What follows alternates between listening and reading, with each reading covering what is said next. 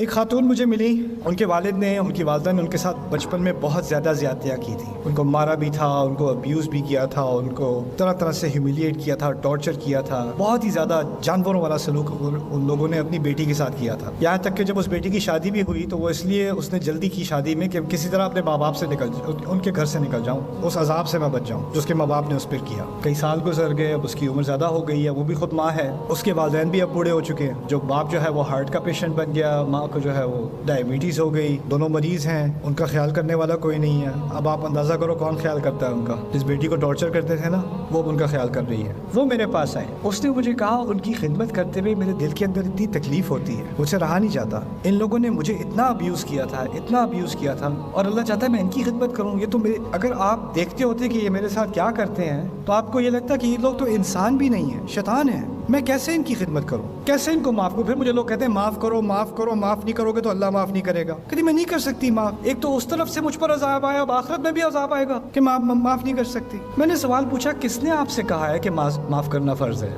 کہاں سے غلط فہمی ملی ہے آپ کو؟ وَلَمَنِ انتصر بَعْدَ ظُلْمِهِ فَأُولَٰئِكَ مَا عَلَيْهِم مِّن سَبِيلٍ. اگر کوئی اپنی مدد کرنے لگے، اگر انصاف کی طلب کرے، اس کو باقاعدہ ڈیمانڈ کرے، اس کے خلاف آپ کوئی کیس نہیں کر سکتے. اللہ تعالیٰ نے اس کی کھلی چھٹی دے دی. اور پھر بعد میں بھی یہ بھی کہا ہے فَمَنْ عَفَا وَأَصْلَحَ فَأَجْرُهُ عَلَى اللَّهِ. جو معاف کر دے اور ریکنسائل کر سکے، کر لے، اس کا اجر اللہ کے ہاتھ، اس کے اللہ کے ذمہ ہے. لیکن یہ کسی نے کوئی کنڈیشن نہیں ڈالی، لازمی ہے معاف کرنا. یہاں تک کہ یوسف علیہ السلام کے بیٹوں نے ان کو اتنا ٹارچر کیا تھا، اتنا ٹارچر کیا تھا، آپ کو شاید علم نہ ہو، ان کی بیویاں بھی اپنے سسر کی توہین کیا کرتی تھیں، ان کے پوتے بھی اپنے دادا کی توہین کیا کرتے تھے. لولا ان تفندون میں اس بات کی طرف اشارہ ہے، یعنی صرف بیٹے ہی توہین نہیں کرتے تھے، ان ابانا لفی ضلال مبین انک فی ضلالک القدیم، بلکہ ان کا پورا گھرانہ ایک نبی کو جانتے ہوئے کہ وہ نبی ہیں کئی سالوں ان کی توہین کرتے رہے، وہ ٹارچر سے گزرے ہیں. اور بعد میں جب سارا معاملہ حل ہو گیا تو آتے ہیں ہمارے لیے بھی دعا کر دیں یا ابت استغفر لنا. یہ کوئی آسان کام ہے؟ یہاں تک کہ نبی کے لیے بھی آسان نہیں ہے. اس نبی نے بھی کہہ دیا، یہ نہیں کہا اجل یا ای یا نعم، کہا سوف استغفر لکم ربی،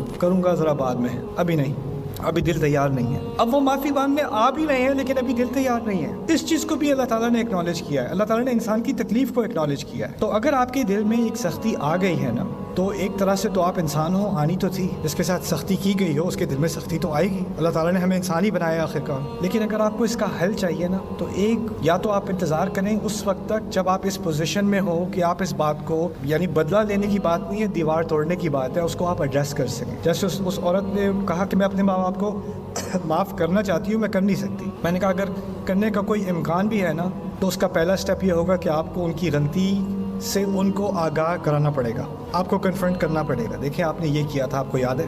آپ نے جو کیا تھا آپ کو یاد ہے؟ دیکھیں یوسف علیہ السلام کچھ غلطی کا ذکر کیے بغیر بھی معاف کر سکتے تھے. لیکن جب انہوں نے کہا ہے نا هل علمتم ما فعلتم بيوسف واخيه، کیا جانتے ہو کیا کیا تھا تم نے یوسف اور اس کے بھائی کے ساتھ؟ اذ انتم جاہلون، جب تم اپنے ہی جذبات میں گم تھے. جب تم جہالت کا تعلق جذبات سے بھی ہے، جب تم اپنے جذبات میں گم ہو کے تم نے جو نفرت دی ہے مجھے، میرے بھائی کو، جانتے ہو تم نے کیا کیا تھا؟ یعنی کنفرنٹ کرنا پڑتا ہے. اگر کنفرنٹ نہیں کرو گے تو وہ دیوار نہیں ٹوٹے گی. اور ہو سکتا ہے اس دیوار ٹوٹنے کے بعد پھر امکان ہوتا ہے، ہو سکتا ہے کہ میں معاف کر سکوں، لیکن جب تک وہ نہیں ہوگا نا تو معافی جو ہے وہ بھی آرٹیفیشل ہوتی ہے. اس طرح ہم لوگ، بچوں کی لڑائی ہوتی ہے تو کہتے ہیں چلو گلے لگو، ہاتھ ملاؤ، مسئلہ حل ہو جاتا ہے. ایسے وہ گلے لگاتے ہوئے بھی میں تجھے چھوڑوں گا نہیں.